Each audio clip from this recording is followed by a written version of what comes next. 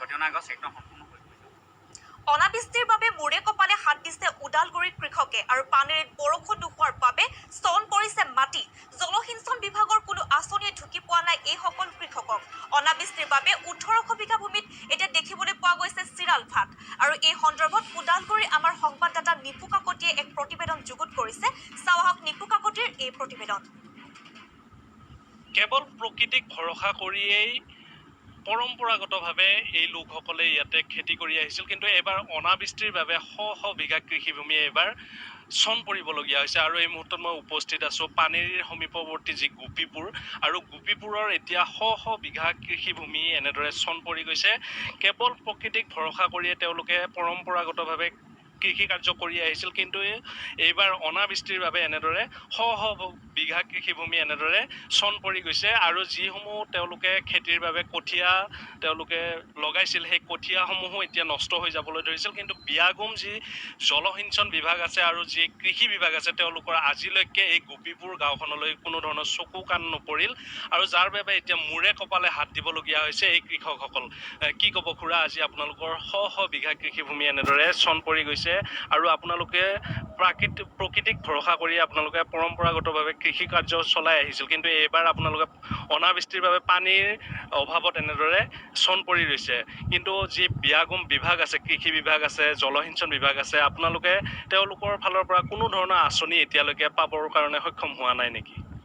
আমি এতিয়ালৈকে কৃষি বিভাগৰ পৰা কোনো আঁচনি পোৱা নাই, আৰু আমাৰ ওচৰলৈ তেওঁলোক কোনোদিন অহাও আমি আজিলৈকে শুনা নাই। আৰু এতিয়া ধৰি লওক আমাৰ এইখন পথাৰতে 200 বিঘা মাটি, এইখন খালি গোপীপুৰ পথাৰখনতে এনেকৈ সৰ্বমুঠ আমাৰ ইয়াতে 17-18 বিঘামান হ'ব আৰু মাটি। এনেকৈ বৰষুণ নোহোৱাৰ বাবদ, আৰু আমি বৰষুণক আশা কৰি খেতি কৰোঁ। এইবাৰ বৰষুণ নোহোৱাৰ কাৰণে আমি ইয়াতে খেতি কৰিব পৰা নাই। আপোনালোকৰ কঠীয়াবিলাক এতিয়া নষ্ট হৈ যাব। এইবাৰ কঠীয়াবিলাকতো নষ্ট হ'বই, কাৰণ গাঁঠি আহিছে যেতিয়া, আৰু আমি জেঠতে ৰুওঁ, সেই জেঠৰ কঠীয়া আমি শাওনত এতিয়ালৈকে ৰুব পৰা নাই। আমাৰ এতিয়া হালেই উঠিব লাগিছিলে, এতিয়া কঠীয়া তেনেকৈ আছে। এইবিলাক কঠীয়া আৰু ৰুবৰ উপযুক্তত নাথাকে। আৰু আগতে আপোনালোকে কেৱল প্ৰকৃতিক ভৰসা কৰিয়ে এই খেতি কৰি আহিছিল, কিন্তু এতিয়া মূলতঃ পানী নোহোৱাৰ কি কাৰণ হ'ব পাৰে? ইয়াতে বিভিন্ন ঠাইত বাগানসমূহৰ বৰিং আছে, বা ইয়াৰ কেঁচাৰসমূহতো তেওঁলোকে বৰিং কৰিছে, তাৰ বাবে আপোনালোকৰ যি প্ৰাকৃতিকভাৱে যি পানী পাব লাগিছিল তাৰ বাবে নোপোৱা হৈ গৈছে নেকি? আমাৰ বিবেকে সেইটোকে কয়, কাৰণ ইমান আজি 60-70 বছৰে আমি পানীৰ কোনো অসুবিধা পোৱা নাছিলোঁ। আমি এই নিজৰাৰ পানী খেতি কৰি আহিছিলোঁ, কিন্তু এই বৰিং আহি গ'ল। বহুত বাগানবিলাকে বৰিং বহালে, কেঁচাৰ মেচিনে বৰিং বহালে। এই তেওঁলোক যেতিয়াৰ পৰা বৰিং বহালে তেতিয়াৰ পৰা আমি পানীৰ হেৰিটো অলপ অসুবিধা পাই আছোঁ।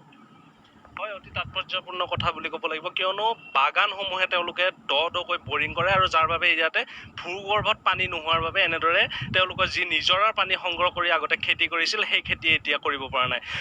ককা, আপোনাৰ কিমান মাটি এবাৰ চন পৰিছে? মোৰ এইবাৰ মাটি গোটেই 7 বিঘাই হ'ব। এতিয়া খেতি কৰা, কি খেতি কৰিব যদি বৰষুণ নিদিয়ে?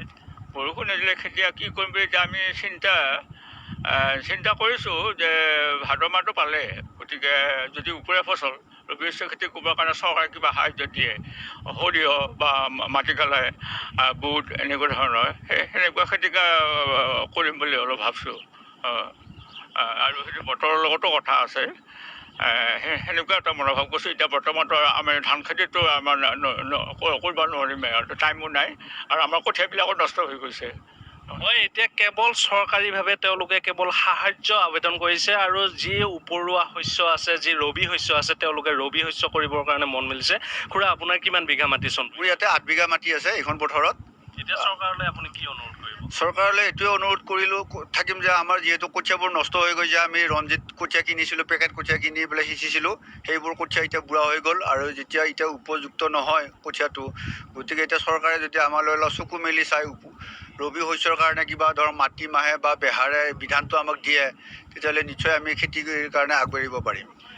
যি কৃষি মন্ত্ৰী আছে, তেওঁলোকে ট্ৰেক্টৰ হাতত লৈ তেওঁলোকে খেতি কৰা দেখুৱাই আছে, কিন্তু এই কৃষি বিভাগৰ আঁচনিসমূহ আপোনালোকে এতিয়ালৈকে পোৱা নাই?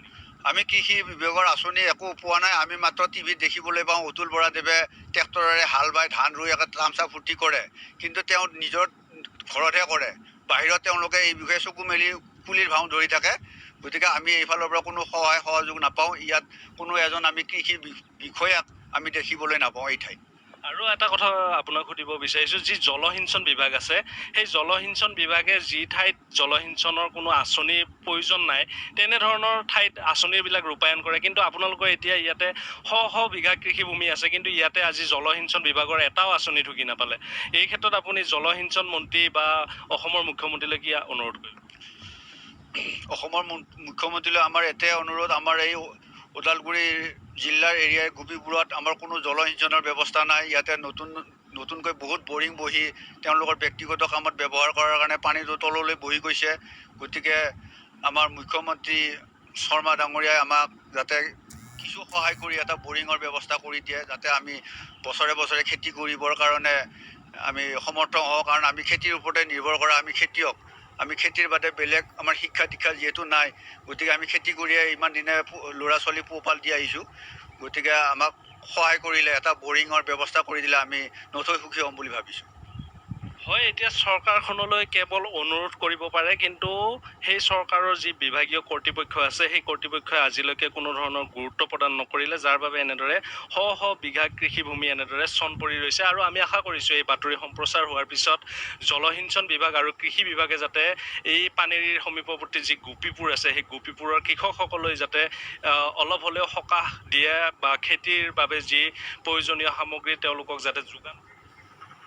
আৰু এয়া আছিল ওদালগুৰিৰ দৃশ্য। বৰষুণ নোহোৱাৰ বাবে কেইবাশ বিঘা ভূমি এতিয়া চন পৰি ৰৈছে। শাওণৰে বতৰত কৃষি কৰিব পৰা নাই কৃষকে, আৰু চৰকাৰী কোনো আঁচনিৰ সুবিধা লাভ কৰা নাই এইসকল কৃষকে, যাৰ বাবে এতিয়া মূৰে কপালে হাত দিব লগা হৈছে অন্নদাতাই। নিপু কাকতিয়ে দেখুৱালে সেই দৃশ্য। নিপু